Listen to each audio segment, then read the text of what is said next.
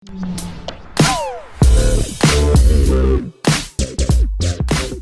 इस प्रकार से अगर हम देखें तो हमने पूरे राजस्थान के 4 भौतिक प्रदेश पढ़ लिए हैं। उत्तरी पश्चिमी मरुस्थलीय प्रदेश, इसके हमने 2 भाग किए थे।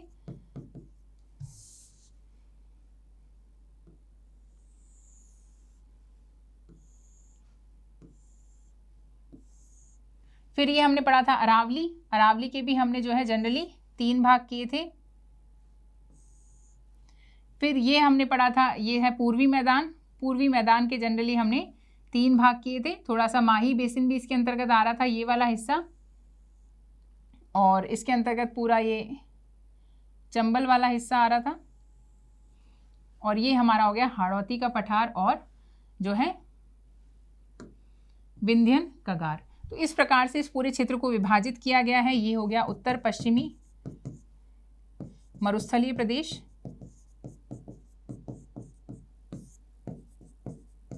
इसका उत्तर पश्चिमी मरुस्थलीय प्रदेश का ये हो गया शुष्क रेतीला मैदान, जिसको हमने 2 भागों में बांटा था। बालू का स्तूप युक्त क्षेत्र, बालू का स्तूप मुक्त क्षेत्र। बालू का स्तूप मुक्त क्षेत्र है वो इसके बीचों बीच यहाँ पर उल्टे त्रिभुज की आकृति में मिल रहा था। फिर हमने देखा था यहाँ पे आ गया घग्गर का मैदान, श्री गंगानगर हनुमानगढ़ में, राजस्थान बांगड़ बोलते हैं इस पूरे क्षेत्र को, और यहाँ पे जो उपजाऊ मैदान होते हैं उनको हम रोही बोल रहे थे। ये हो गया हमारा शेखावाटी प्रदेश, सीकर झुंझुनू और चूरू वाला क्षेत्र। इसमें जो कांतली नदी का जो क्षेत्र होता है उसे तोरावाटी बोला जाता है। फिर ये आ गया नागौरी उच्च भूमि, नागौर में पड़ता है, और यहाँ पे खारी झीलों की प्रधानता है, जिसमें मैंने आपको बताया था कि सांभर जो झील है उसमें केंद्र सरकार का कार्य करता है प्रयोजन, और डीडवाना और पचपदरा में राज्य सरकार जो है नमक का उत्पादन करती है। और ये है लूणी जवाई बेसिन, जिसे कि गोड़वाड़ प्रदेश भी कहा जाता है।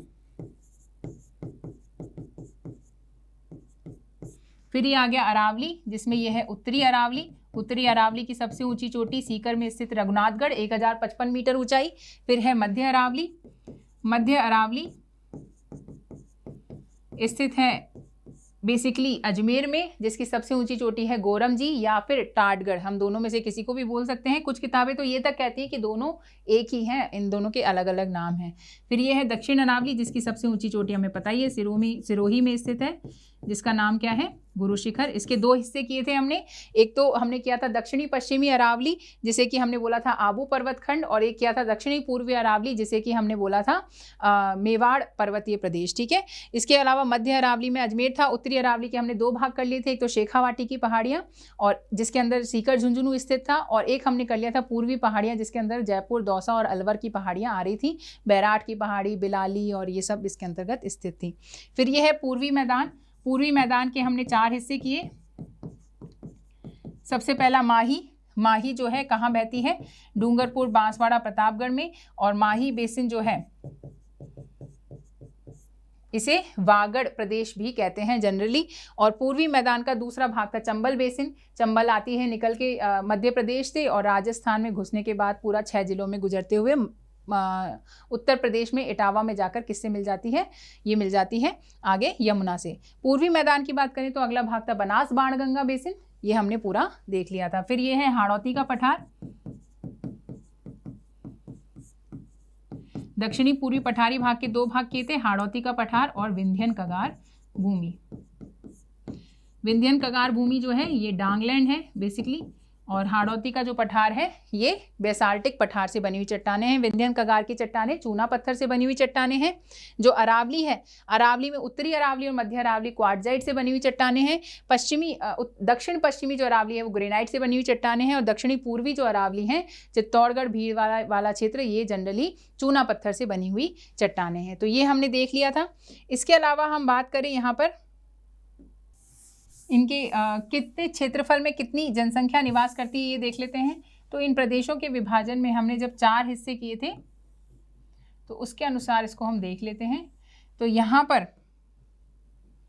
सबसे पहले उत्तर पश्चिमी मरुस्थलीय प्रदेश राजस्थान का 61.11% क्षेत्रफल यहाँ आता है। इसके अंतर्गत राजस्थान का 9% क्षेत्रफल आता है। पूर्वी मैदान के अंतर्गत राजस्थान का 23% क्षेत्रफल आता है और हाड़ौती पठार के अंतर्गत 6.89% राजस्थान का क्षेत्रफल आता है। इनकी जनसंख्या की बात करें तो यहाँ राजस्थान की 40% जनसंख्या निवास करती है, जो कि विश्व का सबसे ज़्यादा आबादी वाला और सघन बसा हुआ मरुस्थल है। यहाँ पर राजस्थान की 10% जनसंख्या निवास करती है, जो कि अधिकांशतः आदिवासी जनसंख्या है। यहाँ पे राजस्थान की 39% जनसंख्या निवास करती है और ये राजस्थान का सबसे घना बसा हुआ क्षेत्र है।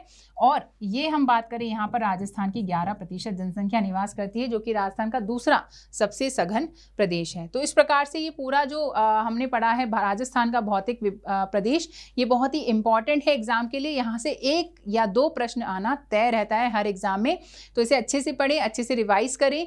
एटलस ले आएँ, एटलस की सहायता से पढ़ें, खाली नक्शे ले आएँ, खाली नक्शों पर बनाकर पढ़ें, क्योंकि ये जो है सेक्शंस बहुत इंपॉर्टेंट है और एटलस या नक्शों की सहायता से आप इन्हें आसानी से याद कर सकते हैं। तो ये क्लासेस अगर आप कोचिंग वाले ऐप पर देख रहे हैं तो कोचिंग वाले ऐप के बारे में लोगों को बताएं, उन्हें इन कोर्सेज के बारे में बताएं। यूट्यूब चैनल सब्सक्राइब कर लें कोचिंग वाले का, जिससे कि आप रेगुलर एमसीक्यू के थ्रू प्रैक्टिस भी कर सकें। तो इस लेक्चर के लिए इतना ही।